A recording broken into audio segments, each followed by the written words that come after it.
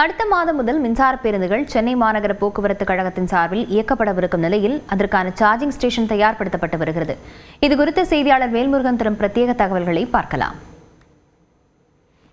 இதுக்கு எப்படி சார்ஜ் போடுவாங்க அப்படிங்கறத ஒரு பெரிய கேள்வியா இருக்கு. கிட்டத்தட்ட 240 கிலோ வாட் அளவுக்கு மின்சாரத்தை இது சர்க்குலேட் பண்ணும். அதாவது ஒரு பேருந்து 2 மணி நேரத்தில் சார்ஜ் பண்றாங்க அப்படின்னா அதுக்கு கிட்டத்தட்ட 250 யூனிட் தேவைப்படும் அப்படின்னு சொல்லப்படுது.